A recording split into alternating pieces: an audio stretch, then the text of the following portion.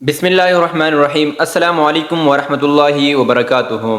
ہمارے پیارے نبی حضرت محمد صلی اللہ علیہ وسلم نے فرمایا کہ 10 قسم کے ایسے لوگ ہوں گے جو بغیر حساب و کتاب کے جنت میں جائیں گے، یعنی ان کا حساب کرنا نہ کرنا بالکل برابر ہے، ان کو کوئی تکلیف دقت حساب و کتاب کے نہیں ہوں گے۔ اور آپ نے فرمایا کہ خوش نصیب ہیں وہ 10 لوگ جن کا نام ان 10 گروہ میں شامل ہو۔ تو اب دیکھتے ہیں کہ کیا ہمارے اندر یہ 10 صفات ہیں یا نہیں ہیں۔ اللہ تعالیٰ بغیر حساب و کتاب کے جنت میں داخل فرمائے گا۔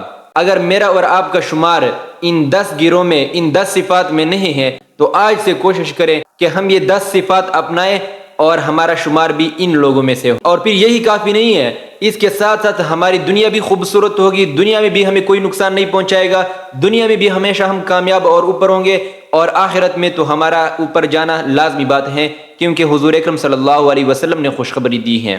تو اس لیے ان 10 صفاتوں کو صحیح طور پر جان لیجئے۔ ان میں سے 10ویں نمبر پر ہیں کہ تکبر اور غرور سے پاک لوگ، جس کے دل میں ذرہ برابر تکبر نہ ہو۔ تکبر، عمل میں بھی تکبر نہ ہو، اخلاق میں بھی تکبر نہ ہو، اور اجسام میں بھی تکبر نہ ہو۔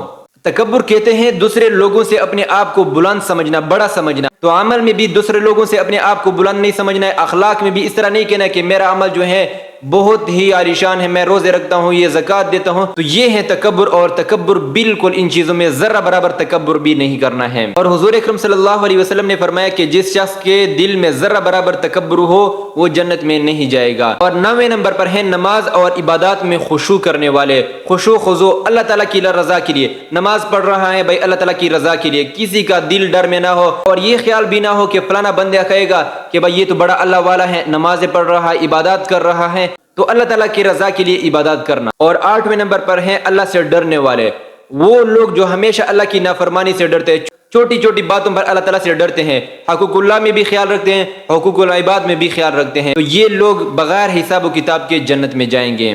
اور 7ویں نمبر پر ہیں سخاوت کرنے والے، سخی ہو، بخیل نہ ہو۔ اور سخاوت صرف اور صرف پیسوں کی سخاوت نہیں ہے، قرآن میں آیا ہے کہ سخاوت مال کا بھی ہے، علم کا بھی ہے، اور اخلاق کا بھی ہے، اور تعداد کا بھی ہے۔ اللہ تعالیٰ نے آپ کو پیسہ دیا ہے، مال دولت دیا ہے، اس میں کنجوسی کرو گے، زکوٰۃ نہیں دو گے تو یہ بندہ اللہ تعالیٰ کو پسند نہیں ہے۔ اس طرح اگر اللہ تعالیٰ نے کسی شخص کو علم دیا ہے، کسی چیز میں بھی اس کو علم دیا ہو اور دوسرے لوگوں کو نہیں بتاتا ہے تاکہ اس کا فائدہ نہ ہو، تو یہ بھی بخالت ہے، اور بخیل شخص سے اللہ تعالیٰ سخت نفرت کرتا ہے۔ وہ ایک مرتبہ شیطان نے کہا کہ مجھے بخیل عبادت گزار سے ڈر نہیں لگتا ہے، سخی گناہ گار سے ڈر لگتا ہے، کیونکہ سخی شخص کو اللہ تعالیٰ اس کی سخاوت کی وجہ سے جنت میں ڈال دے گا، اور بخیل عبادت گزار کو اللہ تعالیٰ لازمی جہنم میں ڈالے گا، اس لیے کہ اللہ تعالیٰ کو بخالت بالکل پسند نہیں ہے۔ اور 6 نمبر پر ہیں حلال روزی کمانے والے اور حرام سے بچنے والے۔ حلال روزی کماؤ گے تو یہ آپ کے لیے بخشش کا ذریعہ بن سکتا ہے، اور حرام کا ایک ایک ذرہ کھانے والے جہنم میں یہ سزا گزارے گی، پھر جنت میں داخل ہوگا۔ اور 5ویں نمبر پر ہیں لوگوں کے ساتھ نیکی کرنے والے، لوگوں کے ساتھ اچائی کرنے والے۔ حضور اکرم صلی اللہ علیہ وسلم کا حدیث مبارک ہے کہ جو شخص لوگوں کے ساتھ اللہ تعالیٰ کی رضا کے لیے بھلائی کرتا ہے، اللہ تعالیٰ قیامت کے دن اس کے ساتھ بھلائی کرے گا۔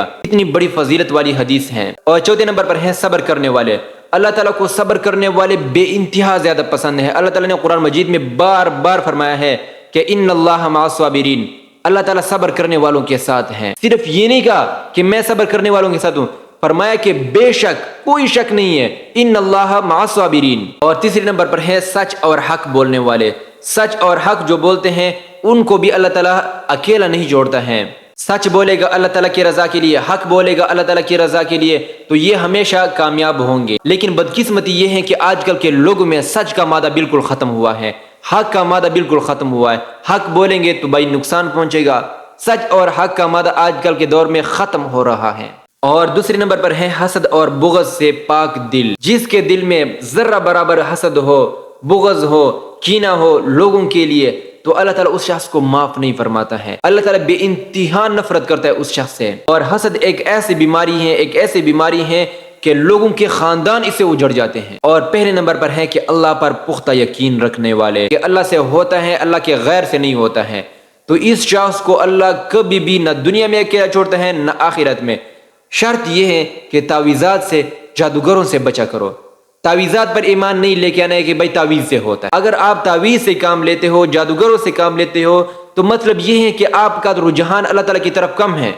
اگر آپ کا رجحان اللہ تعالیٰ کی طرف سے ہے تو پھر اللہ تعالیٰ سے اپنا مسئلہ حل کراؤ، تعویذ اور جادوگروں کے پاس کیوں جاتے ہو؟ حضور اکرم صلی اللہ علیہ وسلم نے جادوگروں سے سخت منع فرمایا، سخت وعید اس کے بارے میں آئے ہیں۔ آپ کا جو مسئلہ بھی ہو، جو چیز بھی ہو، جو تکلیف بھی ہو، آپ کو سب کا حکم اور سب کا علاج، سب کا حل قرآن مجید میں موجود ہے، اور اس کے اوپر میں کئی بار ویڈیو بنا چکا ہوں۔ لہٰذا تعویذات اور جادوگروں سے بچو، جو بھی آپ کا مسئلہ ہو وہ قرآن پاک میں آپ کا حل ہے۔